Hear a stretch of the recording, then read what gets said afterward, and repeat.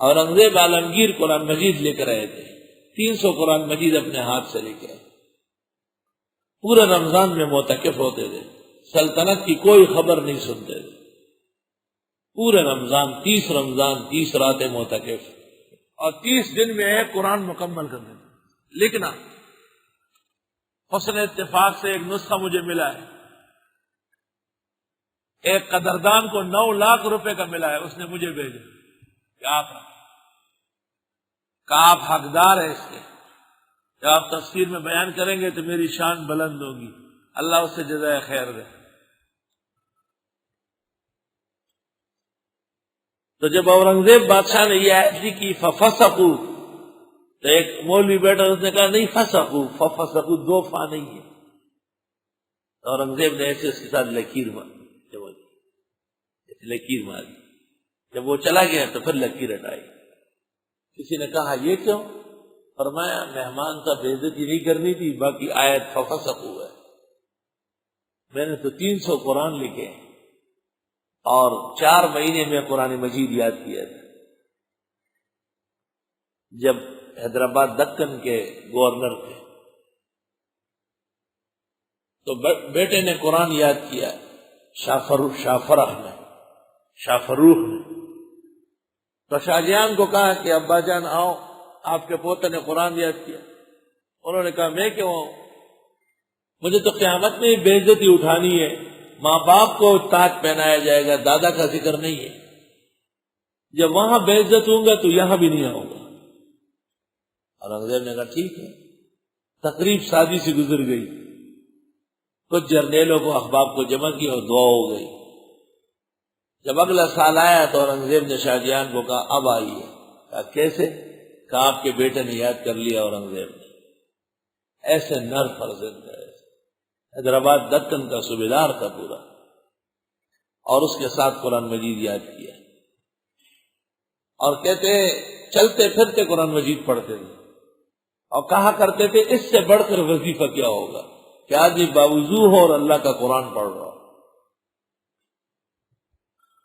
جامع مسجد دہلی میں جمعے اور عید کی خطابت اور امامت خود فرما دو، اس آسمان و زمین نے کیسے قابل لوگ دیکھے۔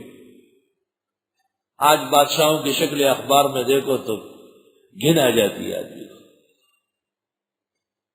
سجدہ کرو جس کو پیدا کیا مٹی سے، قال ارائیتک ھذا الذی کرمت علی، کہنے لگا دیکھو کہ جس کو عزت دی آپ نے مجھ پر، لئن اخرتنی الی یوم القیامہ، اگر آپ نے مجھے مہلت دی قیامت تک، لأحتنکن ذریتہ الا قلیلا، بھٹکا دوں گا اس کی اولاد کو مگر تھوڑے رہیں گے۔ قال اللہ نے فرمایا اذهب، چل نکل یہاں سے، فمن تبعک منہم، جس نے ساتھ دیا، آپ کا علم ہے فإن جہنم جزاؤکم جزاء موفورا، پس دوزخ سزا ہے تمہاری سزا پوری۔ واستفزز من استطاعت منہم، واستفزز، ڈرا دیجئے جو تم سے ہو سکے ان میں، بصوت کا، زندہ باد مرد آباد، زندہ باد مرد آباد، بنگالیوں کے نعرے۔ وَأَجْلِبْ عَلَيْهِمْ بِخَيْلِكَ وَرَجْلِكَ، جلوس لے یہ ان کے اوپر شاہ سواروں کا اور پاپیاداؤں کا، یہ موٹر سائیکل، یہ گاڑیاں، ڈس کیا ہے جی فلاں کا جلوس آ رہا ہے۔ وَشَارِكُهُمْ فِي الْأَمْوَالِ وَالْأَوْلَادِ، اور ان کو شریک کر دے مال و اولاد میں، دکاندار کی، مکان کرایہ دار کا، زمین کسان کی، افراتفری پھیلاؤ۔ وَعِدْهُمْ، اور ان سے جھوٹے وعدے کرے، شیطان نے کہا وَمَا يَعِدُهُمُ الشَّيْطَانُ إِلَّا غُرُورًا، اور نہیں وعدے کرتے ان سے شیطان مگر نرے دھوکے کے۔ سیاسی لوگوں کے تمام تر دعوے جھوٹ پر مبنی ہوتے ہیں۔ جب وہ اسلام آباد پہنچ جاتے ہیں پھر محلے کے کسی آدمی کو دیکھتے درخواست کرے یار معاف کرنا، معاف کر یار، اگلی مرتبہ ووٹ مت دے، بس معاف کرو، پہنچ گیا نا۔ مفتی محمود مرحوم نے بنوری ٹاؤن میں مفتی ولی حسن نے سب سے پوچھا تھا قرآن کریم میں کمیونزم سوشلزم کا نقشہ کہاں ہے، تو مفتی ولی حسن نے یہ آیت پڑھی۔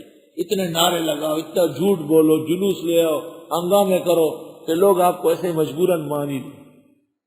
ان عبادی لیس لک علیہم سلطان، بے شک میرے بندوں پر نہیں ہے تیرا کوئی زور، وکفی بربک وکیلا، اور کافی ہے تیرا رب کارساز، ربکم الذی یزجی لکم الفلک فی البحر، رب تمہارے وہ ہیں جو چلاتے ہیں کشتی کو بحر میں، لتبتغوا من فضلہ کہ ڈھونڈو اس کا فضل، انہ کان بکم رحیما بے شک وہ تم پر مہربان ہے، وَإِذَا مَسَّكُمُ الضُّرُّ فِي الْبَحْرِ اور جس وقت پہنچے تمہیں تکلیف سمندر میں، ضَلَّ مَن تَدْعُونَ إِلَّا إِيَّاهُ بھول جاتا ہے تم سے جن کو پکارتے رہے سوائے اللہ کے۔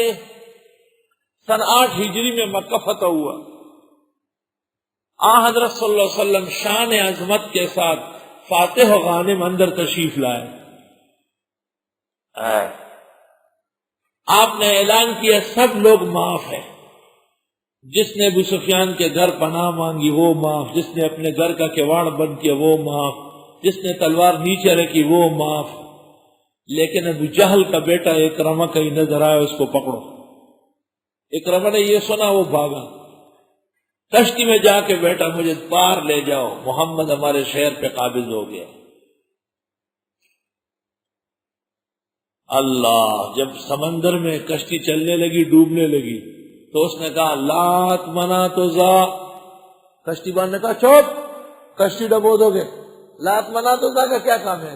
کہا پھر ایک اللہ کو پکارو، ایک اللہ کو پکارو تو پھر میں محمد پر ایمان کیوں نہ لاؤں؟ وہ یہی تو کہہ رہے بس مجھے واپس کرو، میں نہیں جاتا۔